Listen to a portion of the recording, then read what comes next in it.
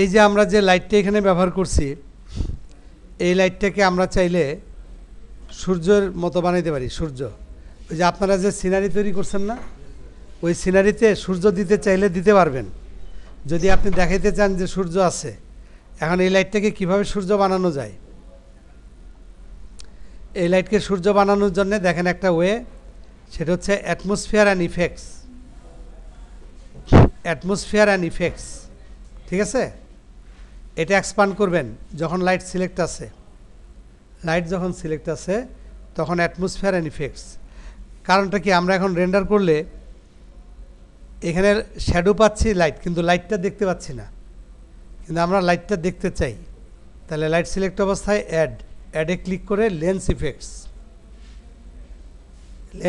Double click, lens effects select করে set up, load সান, ঠিক আছে? এটা ডিফল্ট দেওয়া আছে সান। এবার রেন্ডার,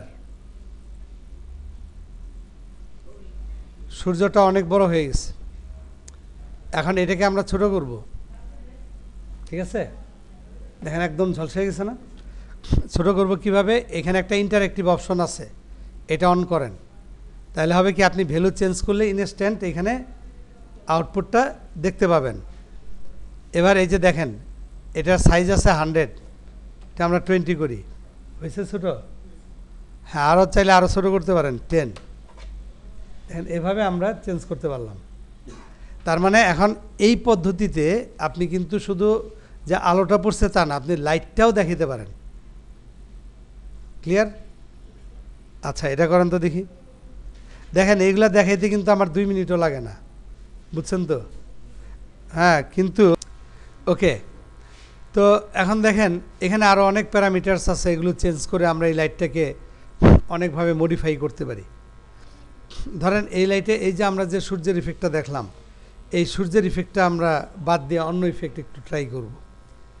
তো এই সবগুলো সিলেক্ট করে আপনি যদি এই অ্যারোতে ক্লিক করেন তাহলে কিন্তু এটা চলে গেল, কারণ এই উইন্ডোটা ফাঁকা হয়ে যাওয়া মানে সব চলে যাওয়া। এখন বাঁদিকের উইন্ডোতে কিছু অপশন আছে, যেমন গ্লো, রিং, রে, auto secondary, manual secondary, star এবং স্ট্রেক। তো গ্লুটা কী কাজ করে, গ্লু সিলেক্ট করে রাইট উইন্ডো, বুঝছেন? হ্যাঁ, দেখেন এটা দিয়ে আমরা একটা গ্লু তৈরি করলাম, শুধু গ্লু নিয়ে আসলাম। এই গ্লুর সাইজ আছে, সাইজ বাড়ালে বড় হচ্ছে। ওর ইন্টেন্সিটি আছে, পাওয়ার, ইন্টেন্সিটি কমানো যায়, গ্লু বাদ দিয়ে দিলাম। আবার আছে রে,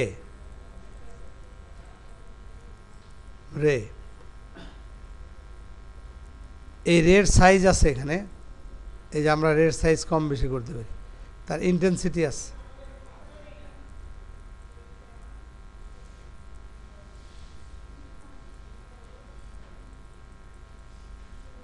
ঠিক আছে? এই রের যে সাইজ, এই সাইজ আমরা এখান থেকে ছোটো বড়ো করতে পারি, তার নাম্বার কম বেশি করতে পারি। ধরেন রের নাম্বার দিলাম 1, একটা বোঝা যায়, 2টা, 3টা, 4টা বাড়াইতে পারি। শার্প হবে কিনা সেটা এখান থেকে কন্ট্রোল করা যায়, ইন্টেন্সিটি বাড়ানো যায়, কমানো যায়, এবং নাম্বার আমরা এখান থেকে কম বেশি করতে পারি। আচ্ছা, তারপরে আছে স্টার, স্টারের মতো একটা ইফেক্ট, ওর আবার সাইজ আছে,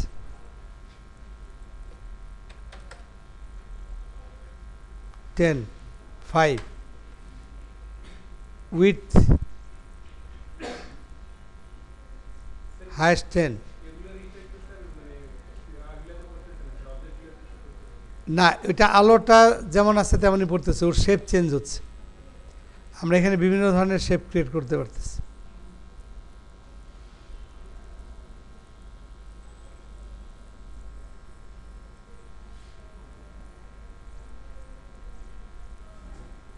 সাইজ 5, এই যে আমরা স্টার যেরকম আঁকি দেখেন এরকম, বুঝছেন? এখন মনে করেন আপনি যদি এই স্টারটা এটাকে শিফট ধরে ডুপ্লিকেট করে দেন, ইনস্ট্যান্স করি, দেখেন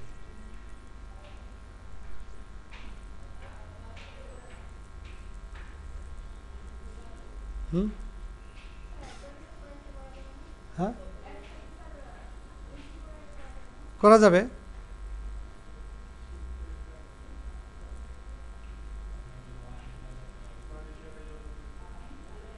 তবে রাতের আকাশের তারা বানানোর অন্য কৌশল আছে, সেটা আমরা দেখব পরে।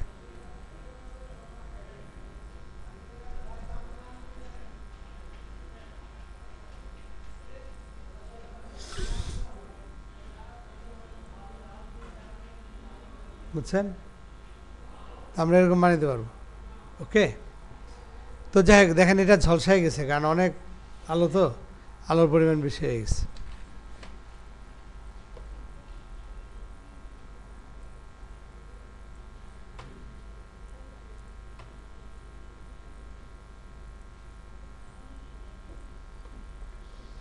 এই তাহলে এই লাইটটাকে কিভাবে চেঞ্জ করতে হয় সেটা বোঝা গেল না? এটা একটু আপনাদের প্র্যাকটিস করতে হবে। আমি যতটুকু দেখাইলাম এতটুকুই বারবার প্র্যাকটিস করে এই লাইটের লেন্স ইফেক্টসের যে বৈশিষ্ট্যগুলো আছে সেটা বুঝতে হবে। লেন্স ইফেক্টস দেখেন অনেক কিছুই হইতে পারে, এর মধ্যে আবার একটা আছে রিং। রিং রিংয়ের একটা সাইজ আছে।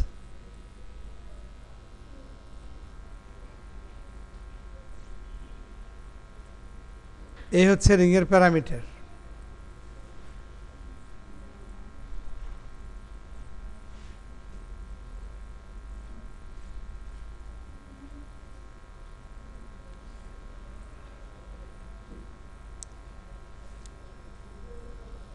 রিং রিং রিং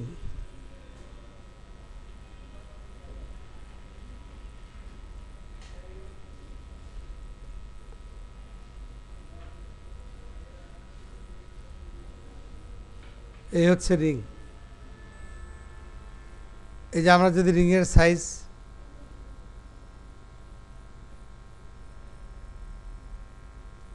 ঠিক আছে,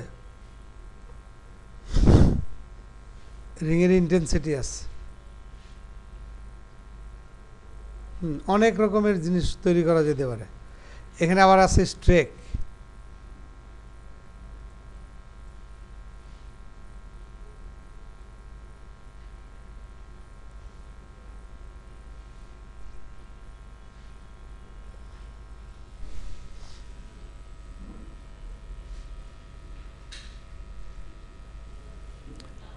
এটা কি মেশিন হ্যাং করলো?